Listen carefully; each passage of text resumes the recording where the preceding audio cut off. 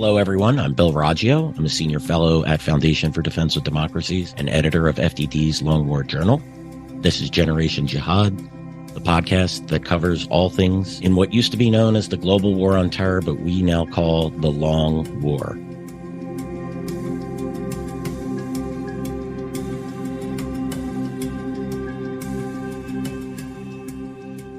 And today we are going to turn back to the situation in Israel, in Gaza, current fighting. Look, there's a lot we can discuss today. There's a lot of headlines, some we may be glossing over. You have U.S. Secretary of Defense Lloyd Austin is visiting Israel today. The pressure for the Israelis to wind down operations, the continued fighting in Gaza. You have the Houthis, of course, which we discussed in depth last Friday. Again, so much out there, but we're going to tackle three topics today: the hostage situation and the tragic death of 3 Israeli hostages who were killed by members of the Israel Defense Force by accident, the situation with the tunnels, and some laughable concerns that flooding the tunnels is some kind of war crime, and the fact that Hamas is deploying suicide bombers against Israeli troops in Gaza. We haven't seen Hamas use suicide bombers for quite some time.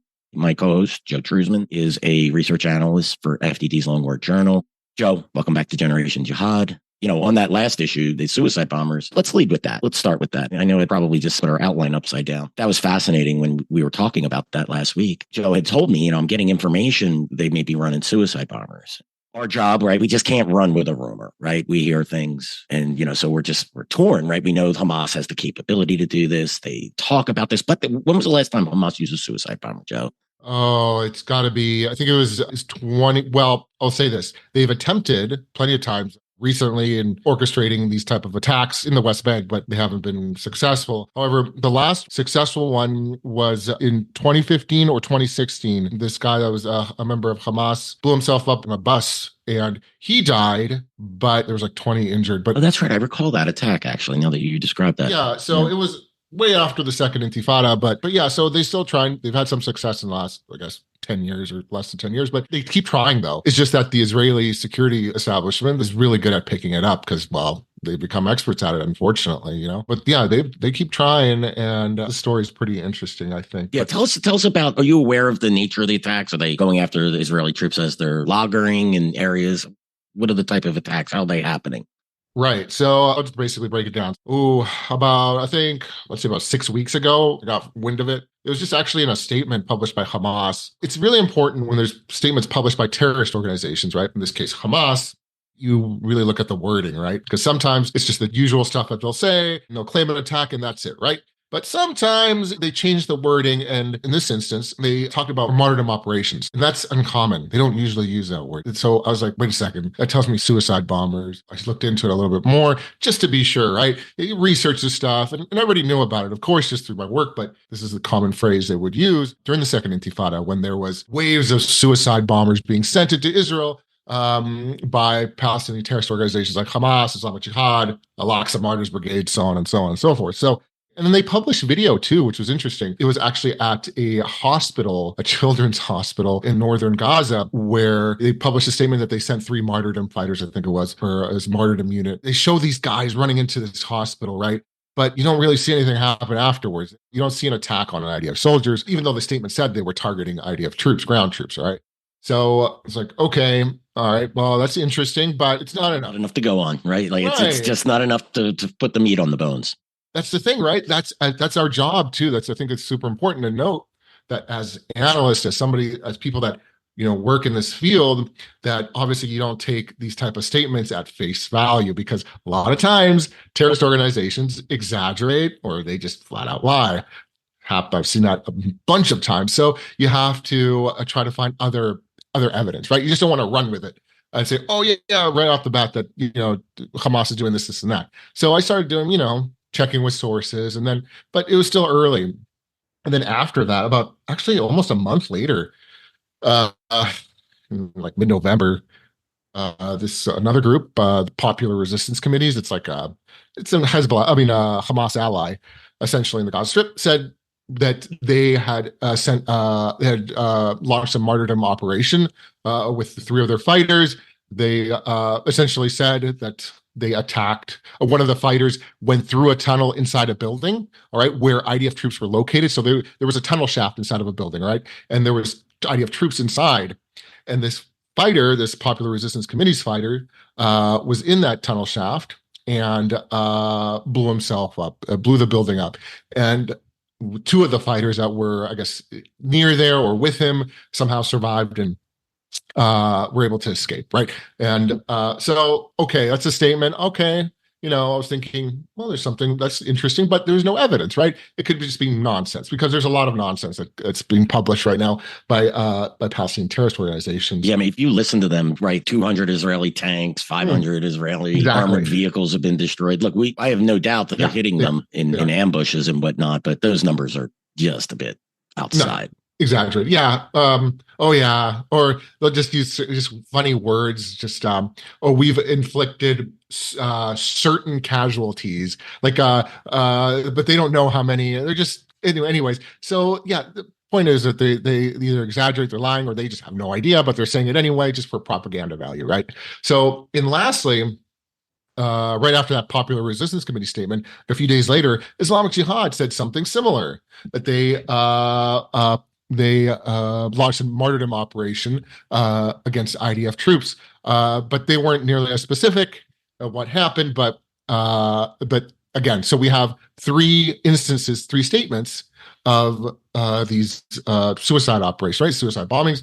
So that was very interesting to me. So I knew something was going on there, because if it was just one group, okay, but you start seeing more groups saying it. So I started looking into it, investigating, talking to sources, and I couldn't get anywhere. Could never get an actual answer if yes, they were being deployed or not, and that was the case. And I was going to.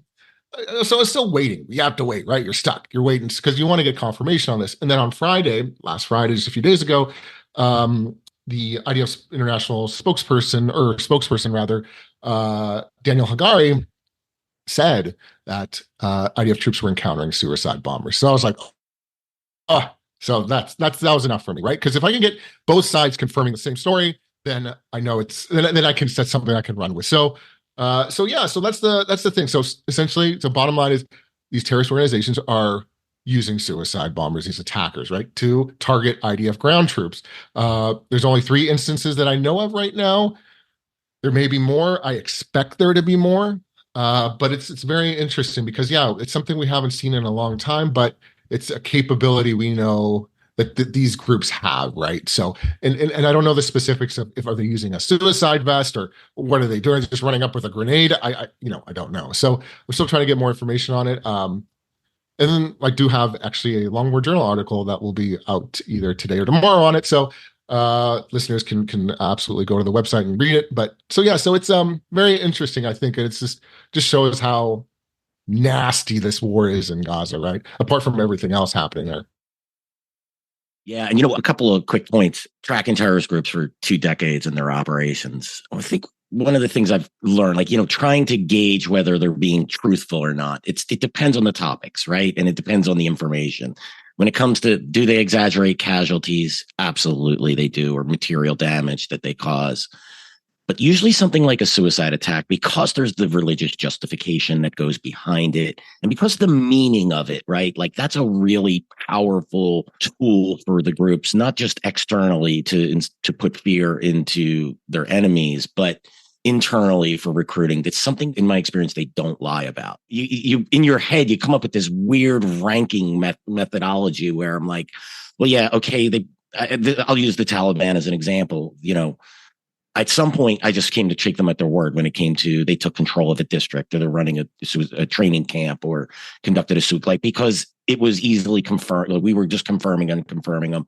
Obviously, we'd always do the work to make sure you can get the other side. There's the terrorist side, there's the government side, and then if you get a press account, that's really the trifecta. Or if you have a source that's able to confirm that's really the best thing. That's when you're probably on the mark.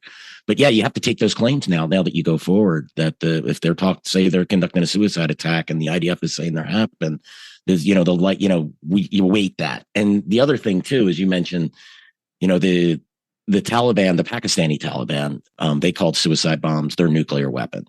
That was the one, the West had all of the industrial capacity, but we have, and I always felt that was a very apt description. It was Omar al-Khurasani was the guy's name, the head of his faction, Jamaat-ul-Ahrar in Pakistan. And that always stuck with me because that's how they view the importance of a suicide bomber, because it isn't just another weapon they deploy. It's a special weapon that they deploy to put fear into their enemies. But the amount of, people might think it's just a matter of getting some guy, strapping a vest on him and sending him into the crowd. There's a big investment in, preaching to that person, convincing him. They want that person to be a willing participant. They want that video to accompany that attack to show them the commitment. So, yeah, that's why I found that interesting. Once we talked about that on Friday, Joe and I basically had an oh shit moment where we're like, yeah, we knew it, and, but we just sort of had to, wait. That's part of the business and what we do. There's just so many. I can go time and time again where, I thought a drone attack occurred, or I had some information that maybe a top level Al-Qaeda or Islamic State leader was killed in some type of strike, but we just couldn't get it all together. And that's part of the game. But, I think the suicide bombers is a good segue to what we're going to talk about next, which is the tragic death of the 3 hostages. And I'm wondering if this plays into part of what happened here.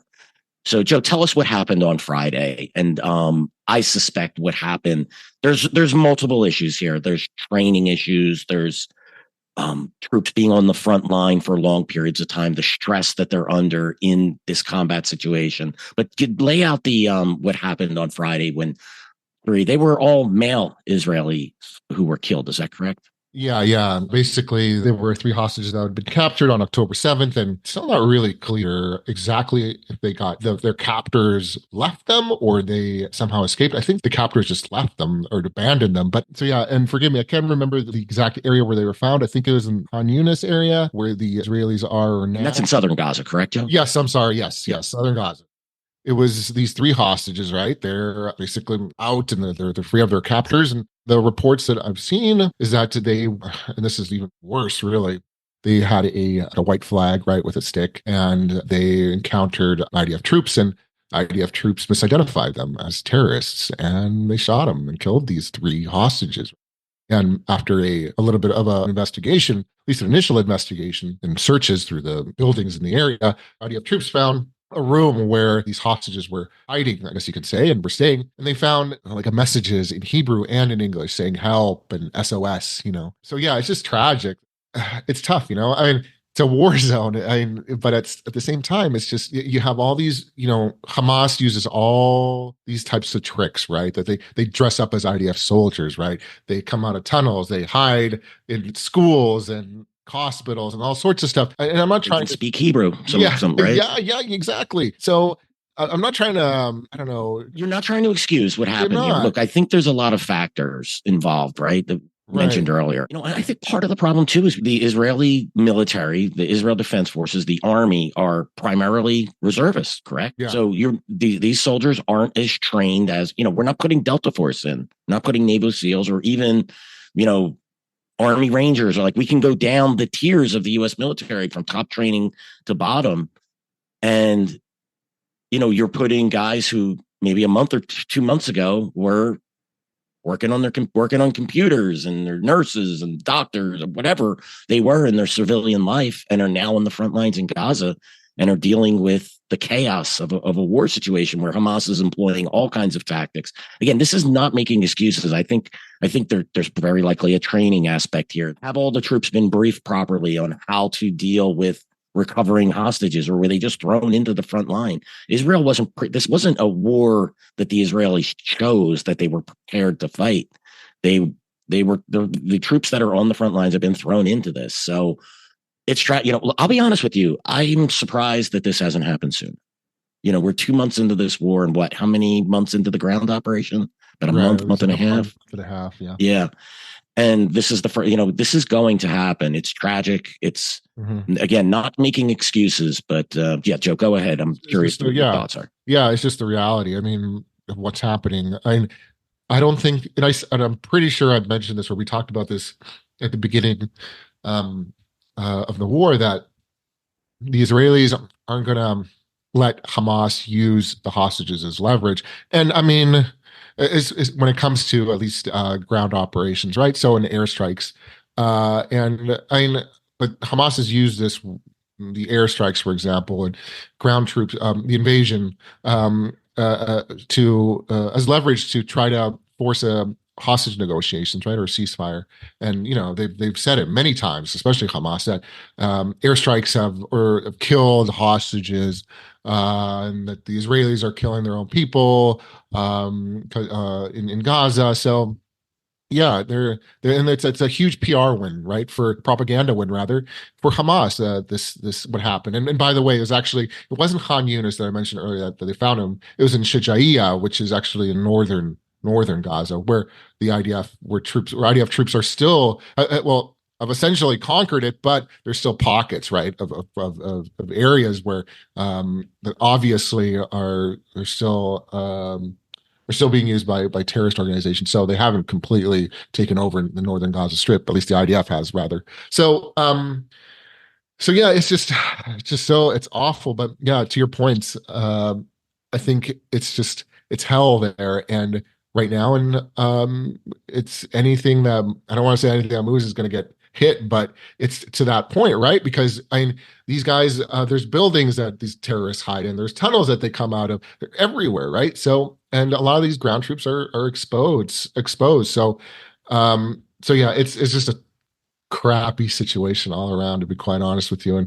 And it's tough, right? But I'll give credit to the IDF. They admitted their mistake. It was a huge mistake. They didn't cover it up or anything. So I'll give them credit for that. But That is what transparency and accountability looks like. yeah, What yeah, the IDF did. I mean, they yeah. recognized the mistake early on. And not only is this a propaganda win, Joe, for Hamas, but the internal pressure that this has put on the Israeli government as well. So that was like a double win for Hamas. Look, this is difficult when we discuss these topics. These are people who were killed, and some part of the hard part of being analysts here is looking at these situations and putting it into the bigger, beyond the death of an individual, but put it into a wider context. So I don't want you to, to the listeners, we certainly could come off as being insensitive or unkind. I mean, and the same goes for Palestinian children who are being killed in operations or innocent people. We know it's happening on both sides. And, our preference, I know I could speak for you on this, Joe, is that Hamas can end this war at any moment, surrender, lay down their arms, and this war would be over in 1 minute. And that's all they would have to do. And there would be no more hostages killed. There would be no more suffering for women, for children, for elderly. This is a war that Hamas started, and the Israelis are obligated to finish. Or, in my opinion, they would be finished as a state if they caved into what Hamas wants. Yeah, I mean, you always have to go back to the point that Hamas understood what it was getting into before it launched the attack. Yeah, look, I think and the reason they're pushing for the ceasefire, we know they feel that the international community, their international opinions on their side. As we said from day one, the clock starts ticking. Yep. And the Israelis, I will say, I was worried that they might cave, and look, they still may.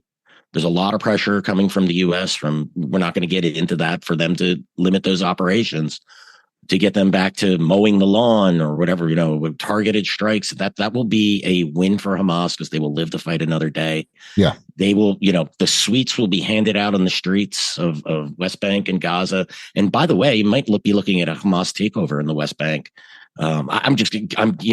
If or increased influence if they are able to weather this well. Oh yeah. They'll be thinking of that. Super popular. All they need to do for them to win is to survive. If that's in Gaza, even if it's even if they release all the hostages and with some kind of deal, as long as they survive, as long as Sinwar is alive and his lieutenants and everything else, they win. And we got to remember too, just going back a little said about this double whammy about the hostages being killed. This increase the pressure on the Israeli government, at least internally, tremendously to do to look for a possible another hostage negotiation, right? Because that will create a ceasefire, at least a temporary one. And so yeah, now the Israeli government's under a heck of a lot more pressure because they accidentally killed three hostages. So especially, the families are I can't imagine what they're going through, right? So of these hostages right now. So yeah, it's a huge problem.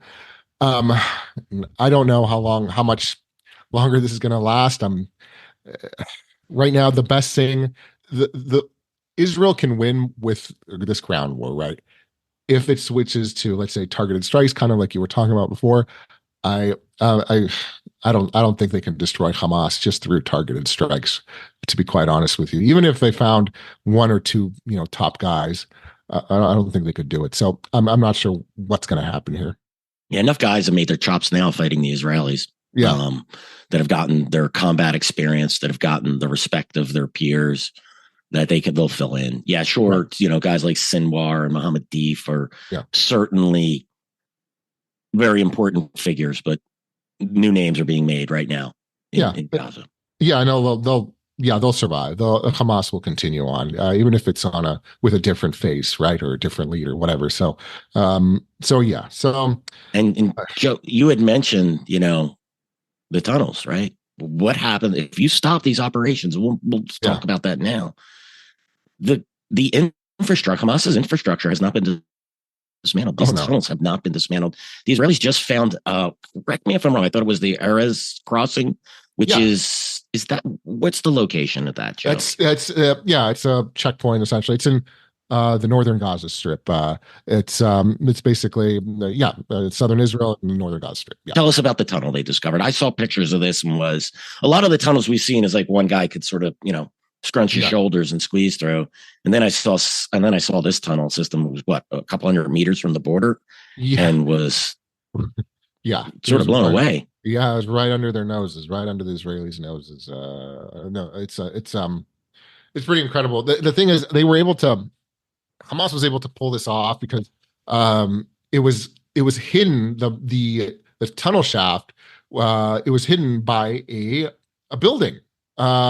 So they started digging inside of a building essentially, so the building served as cover. So I think that's how the Israelis missed it. But this thing was massive. I It mean, was, yeah. yeah, it's just it was wide. I mean, you can at certain points you could fit a vehicle through it. A vehicle could drive through it. Actually, the Israelis published video of Yahya Sinwar's brother, Mohammed Sinwar, driving through this tunnel. So it was really interesting. So it was quite large. The biggest one I think the Israelis have ever found in Gaza, at least. It really reminded me of something Hezbollah would do, and probably has in Lebanon, especially in southern Lebanon. So I wouldn't be surprised if there is some type of, help there, from the from Hezbollah and others as far as advising what to do, what Hamas can do with tunnels, right? But I mean, and again, Hamas has been building tunnels for a long time, so you can almost say they're experts at it now. So Yeah, absolutely yeah, agree. yeah. So, but yeah, this is just in northern Gaza where the Israelis have been for weeks now, and they've mostly conquered. I can't imagine what they're going to find, southern Gaza. And it's I think we mentioned this before. I'm really curious. I don't think maybe they'll be able to find this, maybe if things go well for them, but what kind of tunnels are connected between Egypt and Gaza? I would really like to know that. Listen, I think the Israelis made a mistake here. That would have been in conjunction with segmenting northern Gaza.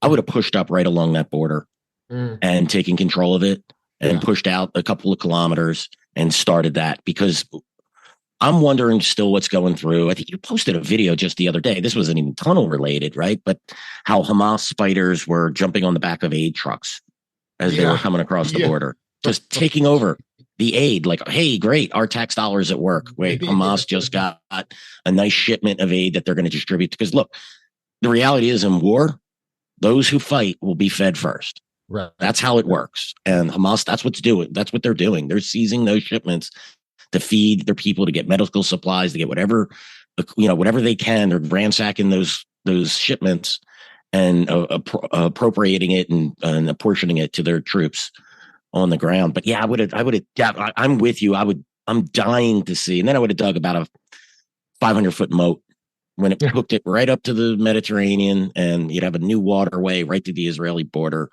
And then maybe I just keep going around the whole thing. But anyway, that's neither here nor there. But that's something else that's happening now. They're talking about, have they started flooding the tunnels, Joe?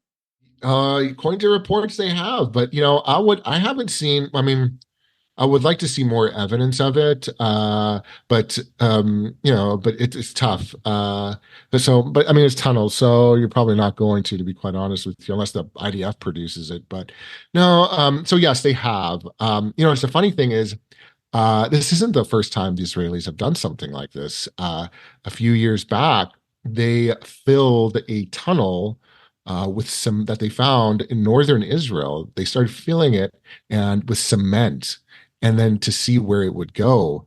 And a little while later, they found it in southern Lebanon, and they actually had video of it. The cement just pouring out of this like building, and these like what I believe are maybe Hezbollah fighters. I can't recall. Just once they, just running away. It was really funny. And this is had a drone up in the air at the same time. Yeah. So they had an idea. They had an idea where it was, obviously, right. So yeah. But anyway, so they've done something similar to this before. So yeah, I would, obviously, you think, okay, you're going to flood tunnels. Well, you better hope there's no hostages down there, right? Yeah, that is the problem, right? That's the danger of collapsing tunnels, flooding them.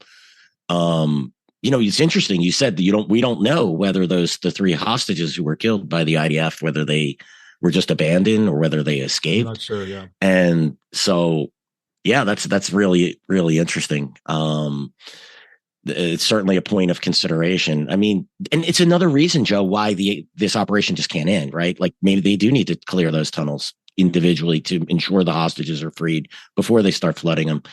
And so one of the things I saw, and I can't remember what group, was it the United Nations that put out a statement saying that this was a war crime, flooding the tunnels with seawater, and it would poison the groundwater forever. And I'm just sitting here going, have these people ever realized there's been floods along coasts for, yeah, tsunami and whatnot for, I don't know, since the beginning of mankind? And that the nature has a way of rebalancing systems. But anyway, I just thought that was humorous. I remember I think I read it at your over in Joe's. You guys should follow Joe at Joe Trusman on Twitter. It's just where I can't believe I've just become that guy that's like, screw it, I'm just going to follow Joe and get my news on Israel from there. That's not true. I read other sources as well, and so should you. But Joe gives you some really good information, some really interesting stuff out there that you should be. That's where I find these anecdotes. And I just was like, why don't the UN just strap on a suicide vest and join Hamas and get its Allah Akbar on and be done with it? I mean, this is just absurd. Yeah, no, you're right. It was the human. It's I actually pulled it up. The UN Human Rights Twitter account. So this is an actual United Nations official account. All right, on Twitter, X, whatever you want to call it. But yeah, they said, and I'll sort of paraphrase here, but they said Israel's flooding of tunnels with seawater could have severe adverse human rights impacts. Some long-term. Sorry, I can't help but laugh. So that's just the first sentence, and I'm just like, and I'm just saying to myself, I'm like, that doesn't make sense. Like, what are you talking about? Why don't even the tunnels themselves are the issue, not the seawater going in there? It just shows you just how these guys. I mean, a part of me just wants to be like, these guys are just stupid and they don't know what they're talking about. But another part of me is like, oh no, they're doing this on purpose. Right? Sometimes they're on the other side. I think I hate to say that, but I really think they are that, especially now through this war. I want to give like the United Nations this, the benefit of the doubt, but there's a lot of questionable stuff, not only post October 7th, but even before that. That I I just don't understand it. I've had my own issues, my own run-ins with the UN. I've talked to UN investigators. I've been to at the United Nations in Geneva, in doing some work with for or publishing evidence of Palestinian armed groups, the evidence of terrorism. But yeah, but it's just a lot of the stuff is just that comes out of there. It's just a head scratcher. Like, this doesn't make sense. And this is just one of many, many examples. So it's like, well, are you? You're not even being objective here. It just looks like you're shilling for Hamas, essentially. So it's just, I don't get it. Yeah, it's the groups that are directly engaged on the ground in Gaza and the West Bank are really just thrown in with Hamas. There's just no way to put it. And to be clear, look, the United Nations, I wish all government agencies worked like the United Nations, the Analytical Support and Sanctions Monitoring Team. They are the ones that issue the reports on the Taliban, Al Qaeda, Islamic State. It's real analysis. I cannot give them enough credit for the work that they've done over the almost 2 decades now, or probably longer actually, in documenting these issues. So it's not. I'm not going to sit here and say all the UN's bad. There's good parts. There's bad parts. I'm sure the people you worked with documenting Palestinian terrorist organizations and evidence. So, but what I do know is the groups that are. We could debate the efficacy of various UN programs and agencies, but the ones that are working out of Gaza and the West Bank are so badly tainted that it just needs to be disposed of. They are not objective observers. How does the entire world have an agency for refugees, just one agency, and the Palestinians get their own agency? That alone should tell you that there is a significant problem with that process, and that. But we watch how they act, and it really is reprehensible. They can't, and they could hide it, by not publishing that or other things that they've said, but they just can't help themselves, and that's how they've thrown in with the other side. Oh, absolutely. Oh yeah. And it's I don't know. I'm just a loss for words, really, because I feel it's just so awful. So anyway, it's it perpetuates the problem. Like it really, if it perpetuates the problem, it gives Hamas and Palestinian Islamic Jihad and other terror organizations all the ammunition they need. Like, they don't even have to do their own PR. They can let they can let all of these groups do it for them. Basically, they just sit back and reap the rewards. And again, I mean, it bothers me that my tax dollars go to pay this. I mean, there's a lot of, I don't want to pay for this. It's pretty, it's pretty revolting to me. I mean, those Hamas's tunnels were built with your and my money. How many billion? I mean, look at those tunnel systems. Even the rudimentary ones are pretty well built. I mean, how much money was spent on these tunnels?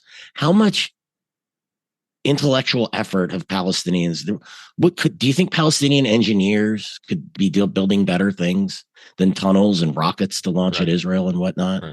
And that's the real, you look at, or people just using their brains to try to figure out how to live side by side with the Israelis. But we know Hamas doesn't want to live side by side with the Israelis. It's, from the river to the sea, which means there is no Israel. The Islamic Jihad and all of these groups, they want nothing less than the destruction of Israel. And UN agencies know this and support it. They still run crazy. It.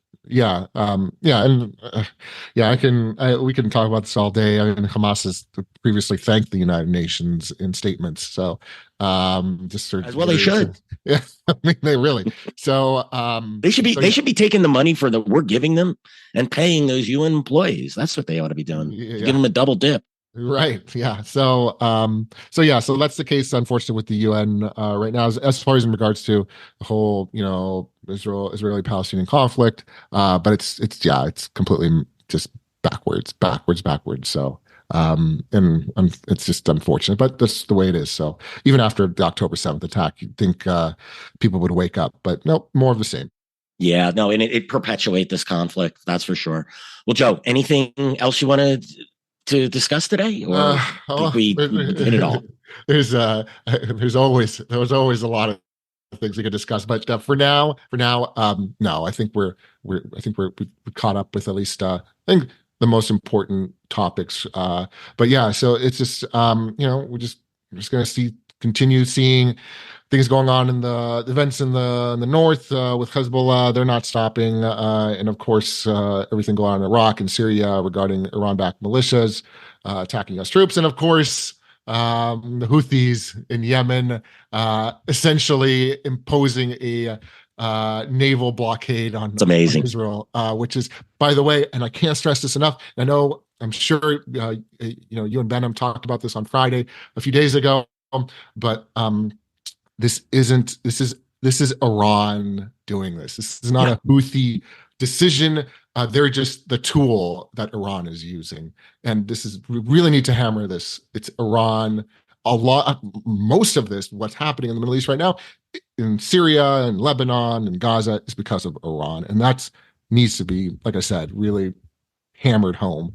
So yeah, let's just want to get that point across. That's it. You're absolutely correct. Yeah, Benham and I, we talked about the Iran strategy, and it's clever, it's effective, and they certainly marshaled their forces with these militias. And but I got to tell you, you got to hand it to the Houthis. They are bold. Obviously, they're doing it with the backing of the Iranians, and they may be getting, they may be getting there sometime soon. I don't know that the international community could allow this to last forever, but boy, what they've done in the last month is something to behold.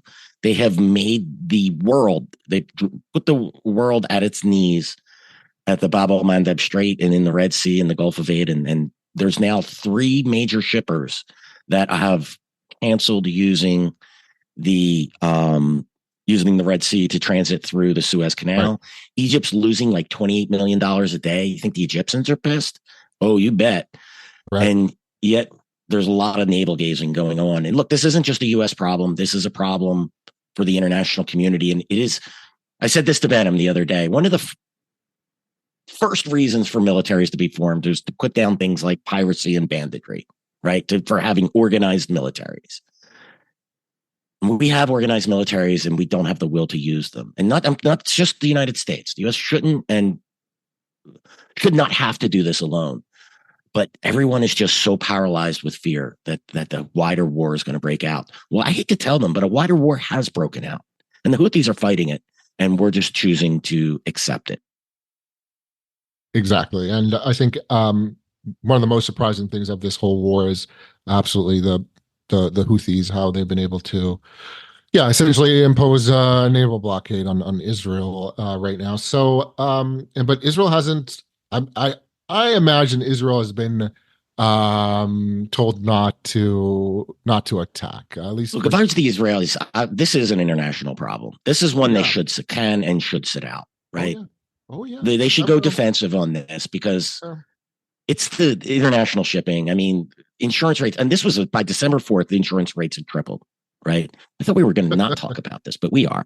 That was it's the 18th, that was 14th, that was 2 weeks ago. I can't even imagine what the rates are. Now ships are forced to transit around the Horn of Africa. Right. That's times, right? So it's completely in time. This is going to put the global supply chains in havoc. And the Egyptians, again, losing money. And this is just an absolute disaster. And the fact that and by we, I'm not saying the United States, that the world, I mean, this is affecting China. This is affecting other countries. Can't seem to get it together to stamp down I can't even call the Houthis a third-rate military, but maybe they are. Maybe they're actually second-rate. Maybe they're first-rate because they are acting in a way that is allowing them and allowing Iran to disrupt global commerce. It's absolutely stunning to me watching this. I just think I just think of them as up armored terrorists. Really, that's all. That's just the way. That's how I describe them. That's how I think of them. Really, and yeah, you're absolutely right. So something's gotta end here, and it's just the whole point of it is just pressure, right? Iran is pressuring Israel, or rather pressuring the international community by imposing this type of blockade through the Houthis in order to end the war in Gaza, right? Yep. Because they're trying to bail out Hamas. And something about Hamas, real quick. I just wanted to add, while we were doing this podcast, Hamas published a video of 3 hostages, Israeli hostages. It looks like, and they've been doing this every now and then. And again, this is a part of the effort by Hamas to force a ceasefire for or a hostage negotiation, right?